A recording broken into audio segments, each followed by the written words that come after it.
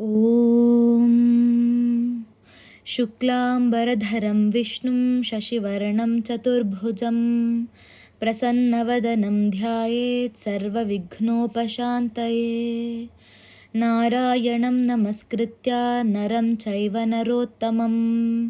देवीं सरस्वतीं व्यासं ततो जयमुदीरयेत्। व्यासं वसिष्ठनप्तारं शक्तेः पौत्रमकल्मषं पराशरात्मजं वन्दे शुकतातं तपोनिधिं।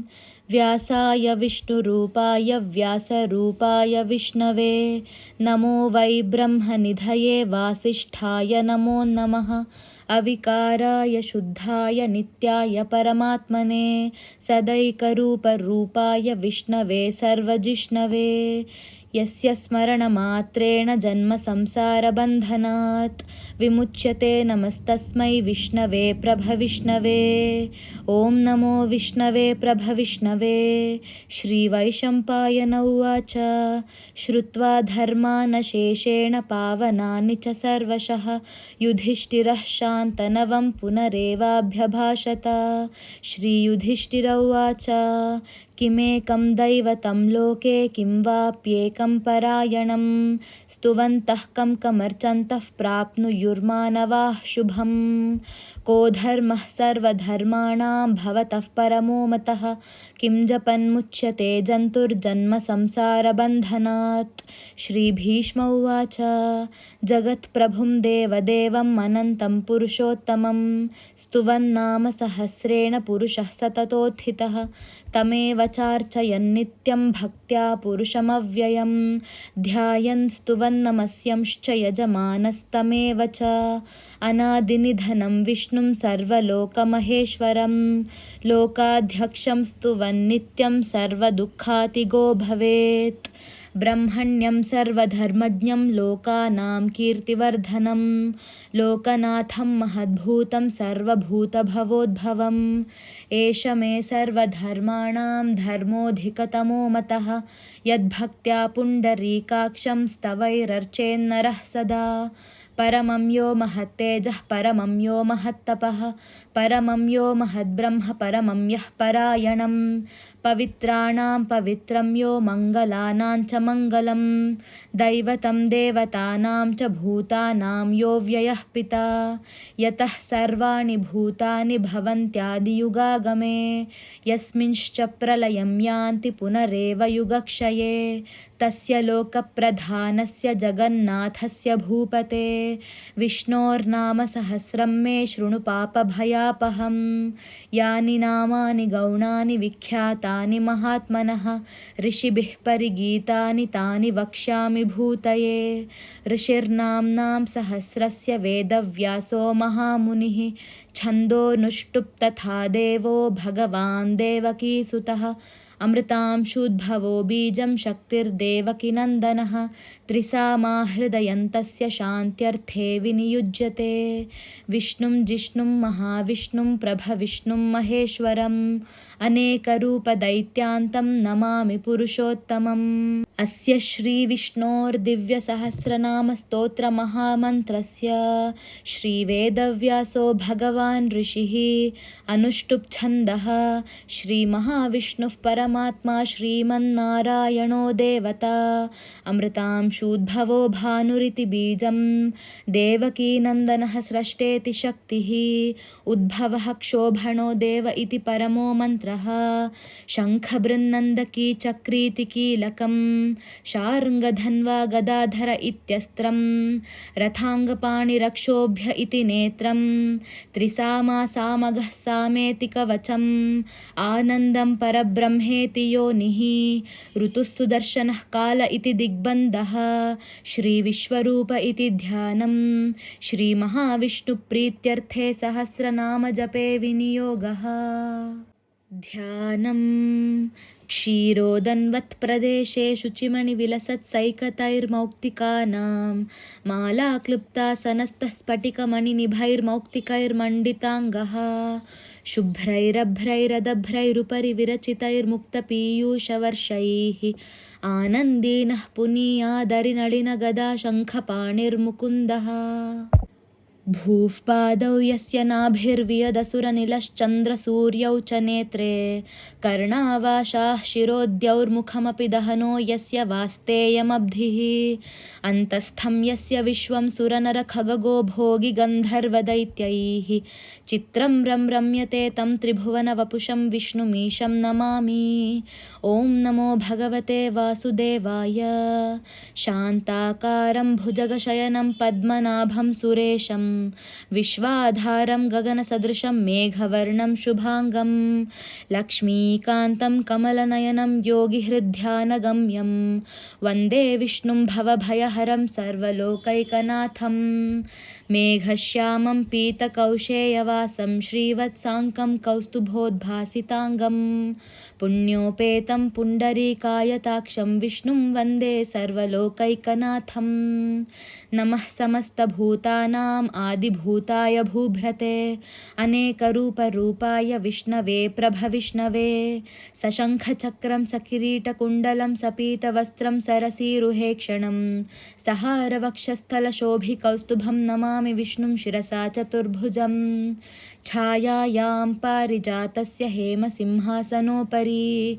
आसीनमम्बुदश्याममायताक्षमलङ्कृतं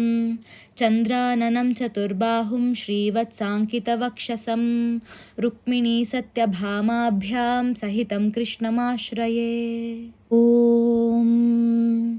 विश्वं विष्णुर्वषट्कारो भूतभव्यभवत्प्रभुः भूतकृद्भूतभृद्भावो भूतात्मा भूतभावनः पूतात्मा परमात्मा च मुक्तानां परमागतिः अव्ययः पुरुषः साक्षी क्षेत्रज्ञोऽक्षर एव च योगो योगविदां नेता प्रधानपुरुषेश्वरः नारसिंहवपुः श्रीमान् केशवः पुरुषोत्तमः सर्वः शर्वः शिवस्थाणुर्भूतादिर्निधिरव्ययः सम्भवो भावनो भर्ता प्रभवः प्रभुरीश्वरः स्वयंभूः शम्भुरादित्यः पुष्कराक्षो महास्वनः अनादिनिधनो धाता विधाता धातुरुत्तमः अप्रमेयो हृषीकेशः पद्मनाभोऽमरप्रभुः विश्वकर्मा मनुस्त्वष्टा स्तविष्टस्थविरो ध्रुवः अग्राह्यः शाश्वतः कृष्णो लोहिताक्षः प्रतर्दनः प्रभूतस्त्रिककुब्धाम पवित्रं मङ्गलं परम् ईशानः प्राणदः प्राणो ज्येष्ठः श्रेष्ठः प्रजापतिः हिरण्यगर्भो भूगर्भो माधवो मधुसूदनः ईश्वरो विक्रमी धन्वी मेधावी विक्रमः क्रमः अनुत्तमो दुराधर्षः कृतज्ञः कृतिरात्मवान् सुरेशः शरणं शर्मा विश्वरेताः प्रजाभवः अहः संवत्सरो व्यालः प्रत्ययः सर्वदर्शनः अजः सर्वेश्वरः सिद्धः सिद्धिः सर्वादिरच्युतः वृषाकपिरमेयात्मा सर्वयोगविनिसृतः वसुर्वसुमना सत्यः समात्मा संमितः समः अमोघः पुण्डरीकाक्षो वृषकर्मा वृषाकृतिः रुद्रो बहुशिरा बभ्रुर्विश्वयोनिः शुचिश्रवाः अमृतः शाश्वतस्थाणुर्वरारोहो महातपाः सर्वगः सर्वविद्भानुर्विश्वक्सेनो जनार्दनः वेदो वेदविदव्यङ्गो वेदाङ्गो वेदवित्कविः लोकाध्यक्षः सुराध्यक्षो धर्माध्यक्षः कृताकृतः चतुरात्मा चतुर्व्यूहश्चतुर्दंश्रश्चतुर्भुजः भ्राजिष्णुर्भोजनं भोक्ता सहिष्णुर्जगदादिजः अनघो विजयो जेता विश्वयोनिः पुनर्वसुः उपेन्द्रो वामनः प्रांशुरमोघः शुचिरूर्जितः अतीन्द्रः सङ्ग्रहः सर्गो धृतात्मा नियमो यमः वेद्यो वैद्यः सदा योगी वीरः माधवो मधुः अतीन्द्रियो महामायो महोत्साहो महाबलः महाबुद्धिर्महावीर्यो महाशक्तिर्महाद्युतिः अनिर्देश्य वपुः श्रीमान् अमेयात्मा महादृधृक् महेश्वासो महीभर्ता श्रीनिवासः सताङ्गतिः अनिरुद्धः सुरानन्दो गोविन्दो गोविदाम्पतिः मरीचिर्दमनो हंसः सुपर्णो भुजगोत्तमः हिरण्यनाभः सुतपाः पद्मनाभः प्रजापतिः अमृत्युः सर्वधृक्सिंहः सन्धाता सन्धिमान् स्थिरः अजो दुर्मर्षणः शास्ता विश्रुतात्मा सुरारिः गुरुर्गुरुतमो धामा सत्यः सत्यपराक्रमः निमिषो निमिषस्रग्वी वाचस्पतिरुदारधीः अग्रणीर्ग्रामणीः श्रीमान् न्यायो नेता समीरणः सहस्रमूर्धा विश्वात्मा सहस्राक्षः सहस्रपात् आवर्तनो निवृत्तात्मा संवृतः सम्प्रमर्दनः अहः संवर्तको वह्निरनिलो धरणीधरः सुप्रसादः प्रसन्नात्मा विश्वधृग्विश्वभुग्विभुः सत्कर्ता सत्कृतः साधुर्जह्नुर्नारायणो नरः असङ्ख्येयो प्रमेयात्मा विशिष्टः शिष्टकृच्छुचिः सिद्धार्था सिद्धसङ्कल्पः सिद्धिदः सिद्धिसाधनः वृषाही वृषभो विष्णुर्वृषपर्वा वृषोदरः वर्धनो वर्धमानश्च विविक्तः श्रुतिसागरः सुभुजो दुर्धरो वाग्मी महेन्द्रो वसुदो वसुः नैकरूपो बृहद्रूपः शिपिविष्टः प्रकाशनः ओजस्तेजोद्युतिधरः प्रकाशात्मा प्रतापनः रुद्धस्पष्टाक्षरो मन्त्रश्चन्द्रांशुर्भास्करद्युतिः अमृतांशूद्भवो भानुः शशबिन्दुः सुरेश्वरः औषधं जगतः सेतुः सत्यधर्मपराक्रमः भूतभव्यभवन्नाथः पवनो पावनो नलः कामः कामकृत्कान्तः कामः कामप्रदः प्रभुः युगादिकृद्युगावर्तो नैकमायो महाशनः अदृश्यो व्यक्तरूपश्च सहस्रजितनन्तजित् इष्टो विशिष्टः शिष्टेष्टः शिखण्डी नहुषो वृषः क्रोधः क्रोधकृत्कर्ता विश्वबाहुर्महीधरः अच्युतः प्रतितः प्राणः प्राणदो वासवानुजः अपां निधिरधिष्ठानमप्रमत्तः प्रतिष्ठितः स्कन्दः स्कन्दधरो धुर्यो वरदो वायुवाहनः वासुदेवो बृहद्भानुरादिदेवः पुरन्दरः अशोकस्तारणस्तारः शूरः शौरिर्जनेश्वरः अनुकूलः शतावर्तः पद्मी पद्मनिभेक्षणः पद्मनाभोरविन्दाक्षः पद्मगर्भः शरीरभृत् महर्दिरुद्धो वृद्धात्मा महाक्षो गरुडध्वजः अतुलः शरभो भीमः समयज्ञो हविर्हरिः सर्वलक्षणलक्षण्यो लक्ष्मीवान् समितिञ्जयः विक्षरो रोहितो मार्गो हेतुर्दामोदरः सहः महीधरो महाभागो वेगवानमिताशनः उद्भवः क्षोभणो देवः श्रीगर्भः परमेश्वरः करणं कारणं कर्ता विकर्ता गहनो गुहः व्यवसायो व्यवस्थानः संस्थानः स्थानदो ध्रुवः परर्दिः परमस्पष्टस्तुष्टः पुष्टः शुभेक्षणः रामो विरामो विरजो मार्गो नेयो नयो नयः वीरः शक्तिमतां श्रेष्ठो धर्मो धर्मविदुत्तमः वैकुण्ठः पुरुषः प्राणः प्राणदः प्रणवः पृथुः हिरण्यगर्भः शत्रुघ्नो व्याप्तो वायुरधोक्षजः ऋतुः सुदर्शनः कालः परमेष्ठी परिग्रहः उग्रः संवत्सरो दक्षो विश्रामो विश्वदक्षिणः विस्तारस्तावरस्ताणुः प्रमाणं बीजमव्ययम् अर्थोऽनर्थो महाकोशो महाभोगो महाधनः अनिर्विण्णस्तविष्टोर्भूर्धर्मयूपो महामखः नक्षत्रनेमिर्नक्षत्री क्षमः क्षामः समीहनः यज्ञ इज्जो महेज्यश्च क्रतुः सत्रं सताङ्गतिः सर्वदर्शी विमुक्तात्मा सर्वज्ञो ज्ञानमुत्तमं सुवृतः सुमुखः सूक्ष्मः सुघोषः सुखदः सुरत मनोहरो जितक्रोधो वीरबाहुर्विदारणः स्वापनः स्ववशो व्यापी नैकात्मा नैककर्मकृत् वत्सरो वत्सलो वत्सी रत्नगर्भो धनेश्वरः धर्मगुब्धर्मकृद्धर्मी सदसत्क्षरमक्षरम् अविज्ञाता सहस्रांशुर्विधाता कृतलक्षणः गभस्तिनेमिः सत्त्वस्थः सिंहो भूतमहेश्वरः आदिदेवो महादेवो देवेशो देवभृद्गुरुः उत्तरो गोपतिर्गोप्ता ज्ञानगम्यः पुरातनः शरीरभूतभृद्भोक्ता कपीन्द्रो भूरि दक्षिणः सोमपोमृतपः सोमः पुरुजित्पुरुसत्तमः विनयो जयः सत्यसन्धो दाशार्हः सात्वतां पतिः जीवो विनयिता साक्षी मुकुन्दोमितविक्रमः अम्भो निधिरनन्तात्मा महोदधिशयोऽन्तकः अजो महार्हः स्वाभाव्यो जितामित्रः प्रमोदनः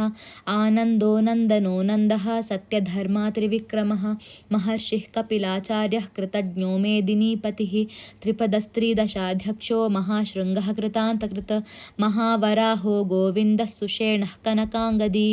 गुह्यो गभीरो गहनो गुप्तश्चक्रगदाधरः वेधास्वाङ्गोजितः कृष्णो दृढः सङ्कर्षणोच्युतः वरुणो वारुणो वृक्षः पुष्कराक्षो महामनाः भगवान् भगवान् भगः नन्दी वनमाली हलायुधः आदित्यो ज्योतिरादित्यः सहिष्णुर्गतिसत्तमः सुधन्वा खण्डपरशुर्दारुणो द्रविणप्रदः दिवस्पृक् सर्वदृग्व्यासो वाचस्पतिरयो निजः त्रिसामा सामगः सामा निर्वाणं भेषजम्भिषक् सन्न्यासकृच्छमः शान्तो निष्ठा शान्तिः परायणं शुभाङ्गः शान्तिदस्रष्टा कुमुदः कुवलेशयः गोहितो गोपतिर्गोप्ता वृषभाक्षो वृषप्रियः अनिवर्ती निवृत्तात्मा संक्षेप्ता क्षेमकृच्छिवः श्रीवत्सवक्षाः श्रीवासः श्रीपतिः श्रीमताम्बरः श्रीधः श्रीशः श्रीनिवासः श्रीनिधिः श्रीविभावनः श्रीधरः श्रीकरः श्रेयः श्रीमान् लोकत्रयाश्रयः स्वक्षः स्वङ्गः शतानन्दो नन्दिर्ज्योतिर्गणेश्वरः विजितात्मा विधेयात्मा सत्कीर्तिश्छिन्न संशयः उदीर्णः सर्वतश्चक्षुरनीशः शाश्वतस्थिरः भूषयो भूषणो भूतिर्विशोकः शोकनाशनः अर्चिष्मानर्चितः कुम्भो विशुद्धात्मा विशोधनः अनिरुद्धो प्रतिरतः प्रद्युम्नोमितविक्रमः कालनेमिनिहावीरः शौरिः शूरजनेश्वरः त्रिलोकात्मा त्रिलोकेशः केशवः केशिहा हरिः कामदेवः कामपालः कामी कान्तः कृतागमः अनिर्देश्यवपुर्विष्णुर्वीरो धनञ्जयः ब्रह्मण्यो ब्रह्मकृद्ब्रह्मा ब्रह्म ब्रह्मविवर्धनः ब्रह्मविद्ब्राह्मणो ब्रह्मी ब्रह्मज्ञो ब्राह्मणप्रियः महाक्रमो महाकर्मा महातेजा महोरगः महाक्रतुर्महायज्वा महायज्ञो महाहविः स्तव्यस्तवप्रियस्तोत्रं स्तुतिस्तोतारणप्रियः पूर्णः पूरयिता पुण्यः पुण्यकीर्तिरनामयः मनोजवस्तीर्थकरो वसुरेता वसुप्रदः वसुप्रदो वासुदेवो वसुर्वसुमना हविः सद्गतिः सत्कृतिः सत्ता सद्भूतिः सत्परायणः शूरसेनो यदुश्रेष्ठः सन्निवासः सुयामुनः भूतावासो वासुदेवः सर्वासुनिलयो नलः दर्पः दर्पदो धृप्तो दुर्धरोऽथा पराजितः विश्वमूर्तिर्महामूर्तिर्दीप्तमूर्तिरमूर्तिमान् अनेकमूर्तिरव्यक्तः शतमूर्तिः शताननः एको नैकः स वः कः किं यत्तत्पदमनुत्तमं लोकबन्धुर्लोकनाथो माधवो भक्तवत्सलः सुवर्णवर्णो हेमाङ्गो वराङ्गश्चन्दनाङ्गदी वीरः विषमः शून्यो घ्रता क्षीरचलश्चलः अमानीमानदो मान्यो लोकस्वामी त्रिलोकधृक् सुमेधा मेधजो धन्यः सत्यमेधाधराधरः तेजो वृषोद्युतिधरः सर्वशस्त्रभृतांवरः प्रग्रहो निग्रहो व्यग्रो नैकशृङ्गो गदाग्रजः चतुर्मूर्तिश्चतुर्बाहुश्चतुर्व्यूहश्चतुर्गतिः चतुरात्मा चतुर्भावश्चतुर्वेदविदेकपात् समावर्तो निवृत्तात्मा दुर्जयो दुरतिक्रमः दुर्लभो दुर्गमो दुर्गो दुरावासो दुरारिः शुभाङ्गो लोकसारङ्गः सुतन्तुस्तन्तुवर्धनः इन्द्रकर्मा महाकर्मा कृतकर्मा कृतागमः उद्भवः सुन्दरः सुन्धो रत्ननाभो सुलोचनः अर्को वाजसनशृङ्गी जयन्तः सर्वविजयी सुवर्णबिन्दुरक्षोभ्यः सर्ववागीश्वरेश्वरः महाह्रदो महागर्तो महाभूतो महानिधिः कुमुदः कुन्दरः कुन्दः पर्जन्यः पावनो निलः अमृताशोऽमृतवपुः सर्वज्ञः सर्वतोमुखः सुलभः सुव्रतः सिद्धः शत्रुजिच्छत्रुतापनः न्यग्रोदोदुम्बरोऽश्वत्थश्चाणूरान्ध्रनिषूदनः सहस्रार्चिः सप्तजिह्वा सप्तैदा सप्तवाहनः अमूर्तिरनघोचिन्त्यो भयकृद्भयनाशनः अणुर्बृहत्कृशस्थूलो गुणभृन्निर्गुणो महान् अधृतस्वधृतस्वास्यः प्राग्वंशो वंशवर्धनः भारभृत्कथितो योगी योगीशः सर्वकामदः आश्रमः श्रमणः क्षामः सुपर्णो वायुवाहनः धनुर्धरो धनुर्वेदो दण्डो दमयिता दमः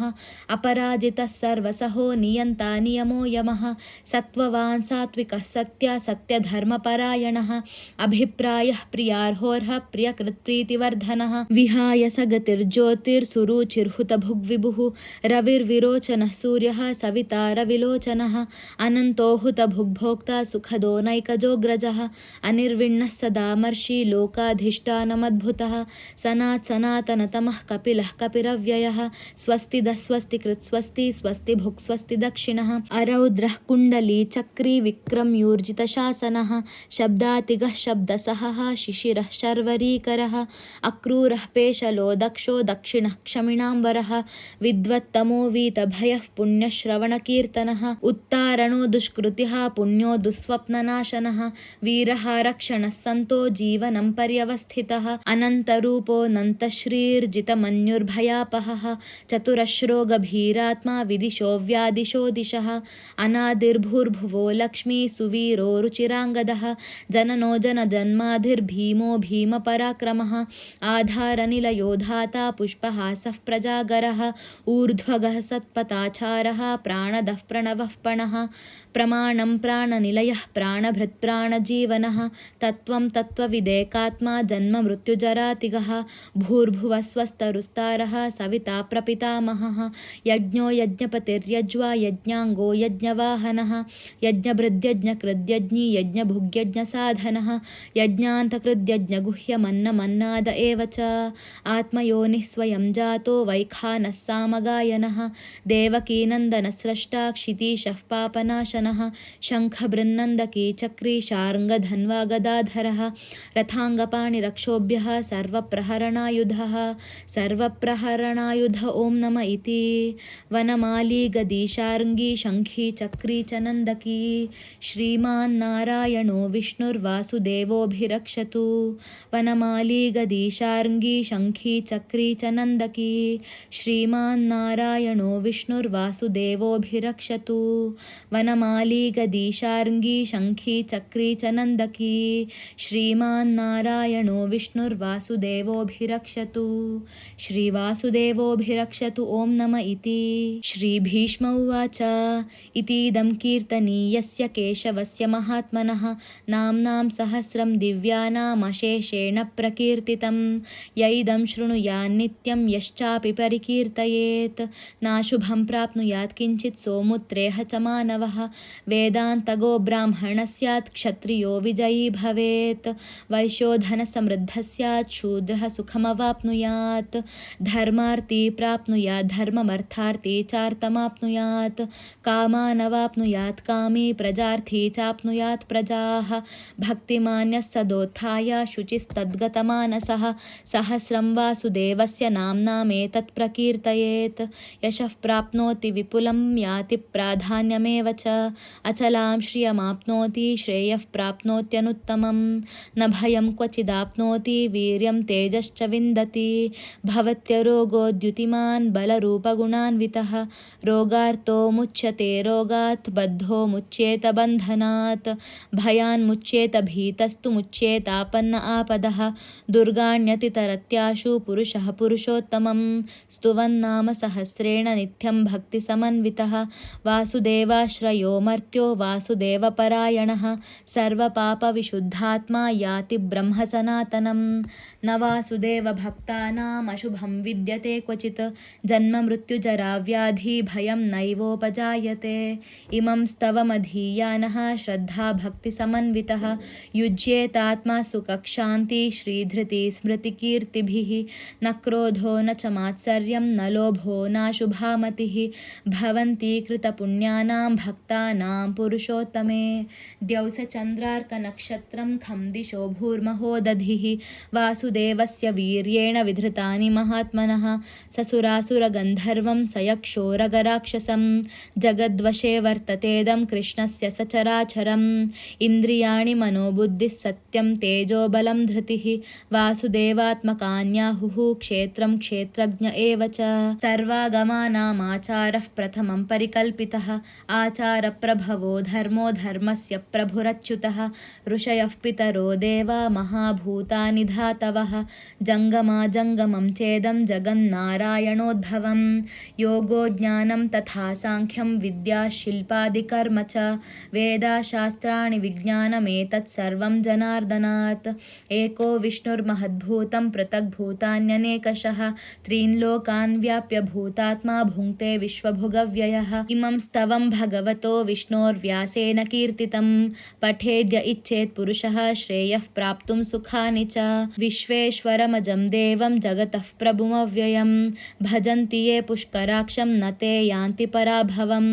न ते यान्ति पराभवम् ॐ नम इति अर्जुन उवाच पद्मपत्रविशालाक्ष पद्मनाभसुरोत्तमा भक्तानामनुरक्तानां त्राता भव जनार्दन। श्रीभगवानुवाच यो मां नाम सहस्रेण स्तोतुमिच्छति पाण्डव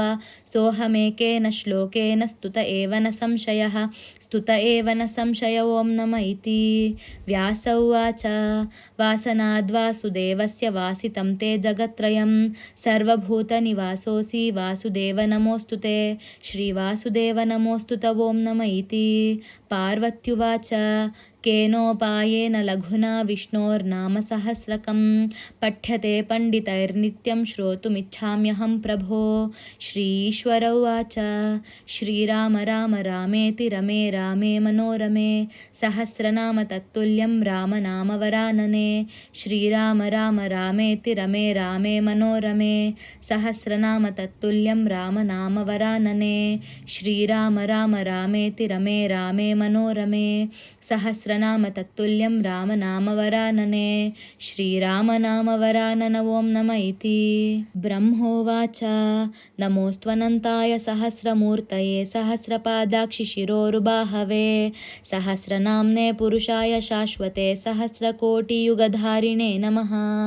सहस्रकोटियुगधारिणे ॐ नम इति। सञ्जय उवाच यत्र योगेश्वरः कृष्णो यत्र पार्थो धनुर्धरः तत्र श्रीर्विजयो भूतिर्ध्रुवा नीतिर्मतिर्मम। श्रीभगवानुवाच अनन्याश्चिन्तयन्तो मां ये जना पर्युपासते तेषां नित्याभियुक्तानां योगक्षेमं वहाम्यहं। परित्राणाय साधूनां विनाशाय च दुष्कृतां धर्मसंस्थापनार्थाय सम्भवामि युगे युगे। आर्ता विषण्णाः शिथिलाश्च भीताः घोरेषु च व्याधिषु वर्तमानाः संकीर्त्य नारायणशब्दमात्रं विमुक्तदुःखाः सुखिनो भवन्ति। कायेन वाचा मनसेन्द्रियैर्वा बुद्ध्यात्मना वा प्रकृते स्वभावात् करोमि यद्यत् सकलं परस्मै नारायणायेति समर्पयामि। यदक्षरपदभ्रष्टं मात्राहीनं तु यद्भवेत् तत्सर्वं क्षम्यतां देवा नारायण नमोऽस्तु ते।